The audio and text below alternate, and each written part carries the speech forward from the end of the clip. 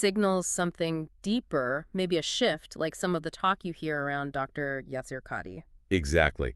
And that's what we're going to unpack in this deep dive. We really want to understand why Al-Sharafa uses this language and figure out if it points to any kind of fundamental change in Islamic teaching. To do that, we're actually leaning on a pretty timely piece of academic work. It's a paper called Is Ousama Alshurafa Trying to Change Islam, like Yasir Qadi, just published May 9th, 2025. Oh, wow. Very recent. Yeah, in the Journal of Islamic Psychology and Philosophy.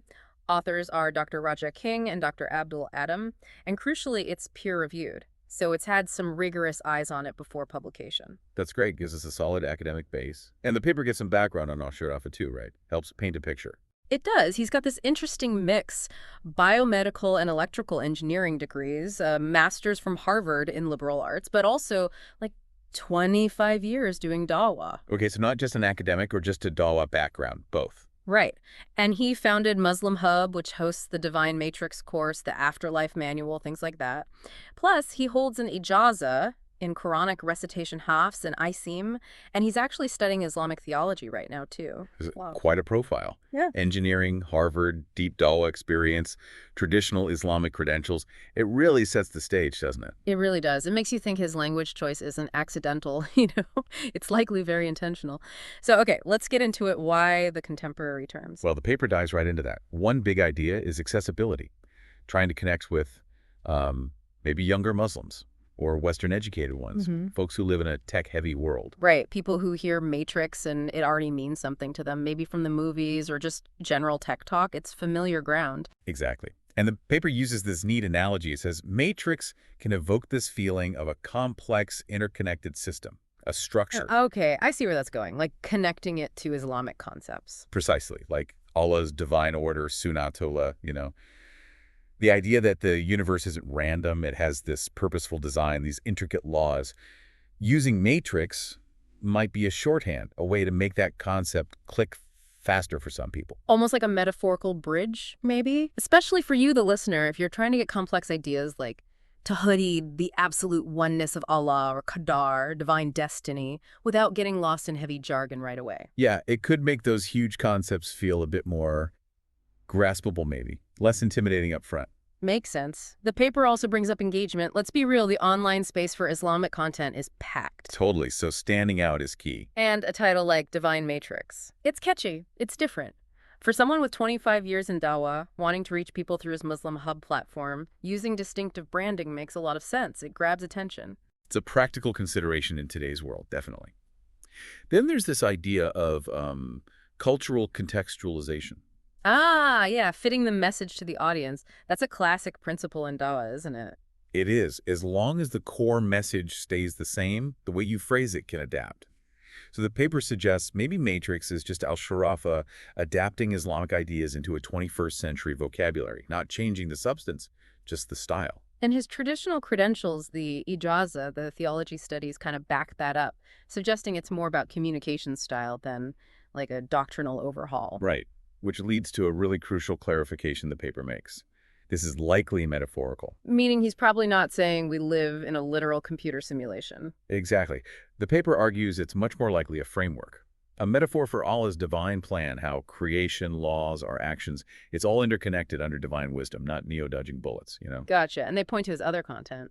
Yeah, like YouTube videos on core beliefs, the power of the Shahada is mentioned. Stuff that reinforces basic Islamic tenets, suggesting the Matrix language is a framing device, not a whole new theology. Okay, so if the intent seems to be accessibility and metaphor, the big question you might have is, could he still be deliberately trying to confuse people? Right. Is the language so out there that it's meant to muddy the waters?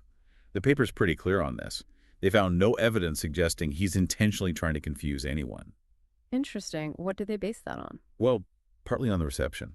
They looked at testimonials on his Muslim Hub site, Patreon, stuff like that.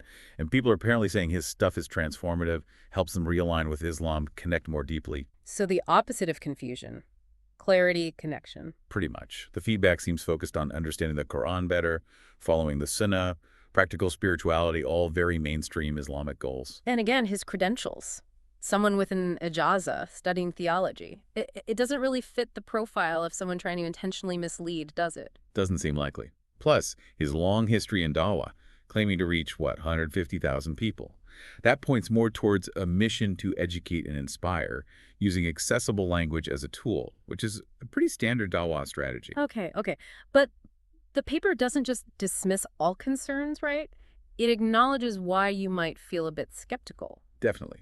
It raises the very real risk of misinterpretation, even if his intent is good, using a loaded term like matrix. Yeah, it could easily ping something non-Islamic for someone, couldn't it? Sci-fi, new age stuff, whatever, especially if they're used to more traditional terms like deen or nizam. Exactly. The paper notes there aren't always super clear disclaimers about the metaphorical intent readily available, apparently. So someone could potentially misunderstand it as blending Islam with secular ideas, even if that's not what Alshurafa is doing according to the analysis. That makes sense. What other potential issues did the paper flag? There's the risk of, like, leaning too heavily on modern branding. While it attracts some, it might put off others. Like Muslims who prefer classical terms or who are maybe wary of anything that looks like bid'ah innovation. Precisely. It's a balancing act. How do you stay relevant without alienating the more traditionally minded? That's the challenge highlighted. And one more thing, transparency.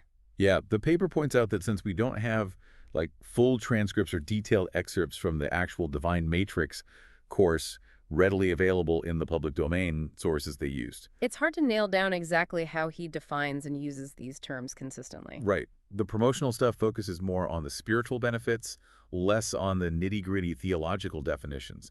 So that can leave a bit of ambiguity for people looking for that deep dive. Okay, so that brings us right back to the comparison point. Is what Al-Sharafa doing similar to the kind of criticisms aimed at Dr. Yasir Qadhi? This idea of changing Islam. Yes, and the paper really unpacks this. It first introduces Dr. Qadhi, obviously a major figure, PhD from Yale, traditional Islamic training too, known for being accessible, engaging with academia, tackling contemporary issues. And also known for facing criticism from some corners, right? Specifically accusations of changing Islam. Exactly. The paper mentions criticisms from some traditionalist or Salafi groups. Things like engaging with progressive or academic ideas, maybe softening traditional stances on some issues, adapting Islam for the West. Things that, in the eyes of critics, might dilute or compromise the faith. That's the accusation, yeah. The paper gives examples like debates around his comments on Quran preservation history or his interfaith work. It highlights that because Qadhi operates at that intersection of traditional scholarship and modern academic discourse, his work becomes polarizing and leads to these reformist claims. Okay, so that's the context for Qadhi. How does the paper then compare Al-Shurafa to that situation? Is he seen as doing the same thing? Well, the paper's conclusion, based on their analysis, is pretty clear. Al-Shurafa's approach looked significantly different from the issues raised against Dr. Qadhi. Different in what way? It circles back to Al-Shurafa's focus. Personal spiritual growth, practical application, using modern terms metaphorically, seemingly rooted in orthodox sources. And again, his traditional credentials played a role in that assessment. So when you put them side by side, what are the key differences the paper